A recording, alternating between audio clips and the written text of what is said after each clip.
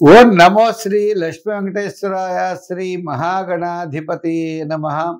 కరారవిందేన పదారవిందం ముఖారవిందే వినివేశయంతం వటస్య పత్రస్య పుటేశయానం బాలం ముకుందం మనసా స్మరామి. ప్రేక్షకులకి నమస్కారాలు తెలియజేస్తూ, ముఖ్యంగా నవంబర్ 30 నుంచి డిసెంబర్ 6 వరకు ఉన్న గ్రహాల యొక్క పరిస్థితిని అనుసరించి మనం రాశి ఫలాలు తెలుసుకుందాం.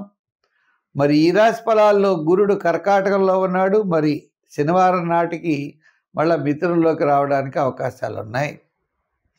అదేవిధంగా సింహంలో కేతువు, వృశ్చికంలో రవి, కుజ, బుధ, శుక్రుడు 4 గ్రహాలు ఉన్నాయి. రాహు ఏమో కుంభరాశిలో రాహు, మీన రాశిలో శని. చంద్రుడు చూసినట్లయితే మీన, మేష, వృషభ రాశుల్లో చంద్ర సంచారం ఈ వారం ఉంటుంది. ఈ గ్రహాల యొక్క పరిస్థితిని అనుసరించి మన రాశి ఎలా ఉందో తెలుసుకుని దానికి సులభమైన పరిహారములు ఆచరించడం ద్వారా అనుకూలంగా ఉంటే కొద్దిగా వేగంగా వెళ్ళడం, జాగ్రత్తలు అవసరమైతే తీసుకోవడం, తద్వారా మంచి నిర్ణయాలు తీసుకుంటూ ముందుకు వెళ్ళినట్లయితే మనకి ఎంతో ఉపయోగకరంగా ఉంటుంది. మనం ఈ వారం రాశి ఫలాలు ప్రారంభిద్దాం. కన్యారాశి.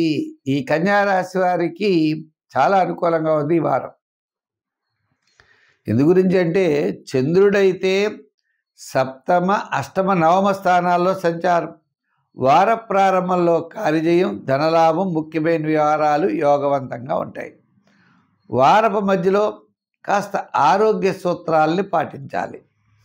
అంటే ఇండైజెషన్ ట్రబుల్స్ చూడొచ్చు. వారాంతం మళ్ళా కార్యజయం, ధనలాభం, బంధుమిత్రుల యొక్క సమాగమం, నూతనమైన ప్రయత్నాల అనుకూలత. ఇలా ఉండగా 3 గ్రహాలు తృతీయ స్థానంలో ఉన్నాయి. 4 గ్రహాలు రవి, కుజ, బుధ, శుక్రులు. ఈ గ్రహాలన్నీ కూడా యోగించే అవకాశాలు ఉన్నాయి. మంచి ప్లానింగ్ విధానము, వేళ్లకే విందులు వినోదాల్లో పాల్గొనడం, మంచి ప్రణాళికలు, ఆత్మస్థైర్యం ఇవన్నీ కూడా ఉండేటువంటి అవకాశాలు ఉన్నాయి. దీనికి ఏ విధంగానూ మనం టెన్షను పడకూడదు. అయితే వ్యయంలో ఒక్క కేతువు తప్ప మిగిలిన గ్రహాలన్నీ కూడా ప్రస్తుతం గురుడి యొక్క బలం కూడా, గురుడు లాభస్థాన సంచారం. ఈ విధంగా కుటుంబ, ఆర్థిక, సంతానపరమైన వ్యవహారాలు ప్రోత్సాహకరంగా ఉన్నాయి. పెట్టుబడులు పెట్టడానికి, లైఫ్ పార్ట్నర్షిప్ వ్యవహారాల్లో చక్కని అనుకూలత కనబడుతోంది. వృత్తుల్లో కూడా చక్కని ప్రోత్సాహం, దీర్ఘకాలిక ప్రయోజనాన్ని ఇచ్చేటువంటి పనులు నెరవేరడం ఉన్నాయి. అయితే ఏదైనా ఒక ప్లాట్ కొనుక్కోవడము, సైట్ కొనుక్కోవడం, ఇలా ఇటువంటి ప్రయత్నాలు కూడా అనుకూలించవచ్చు.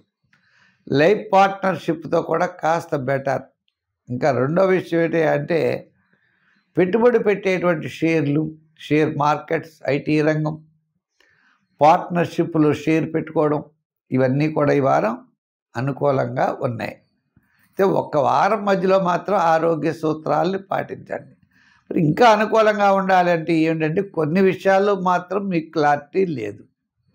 ఆ క్లారిటీ కావాలంటే ఏం చేయాలి అంటే మీరు క్లారిటీ కోసం మనకి దక్షిణామూర్తి యొక్క ఆరాధన కొంతవరకు పనిచేస్తే హయగ్రీవుడి యొక్క ఆరాధన విశేషంగా ఫలిస్తుంది.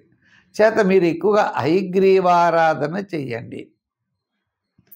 రెండవ విషయం సంఖ్యల్లో 5, రంగుల్లో గ్రీన్. ఆరాధనలో చేయవలసి వస్తే దానాల్లో పెసలు దానం చేయండి, మంచి ఫలితాలు ఉంటాయి.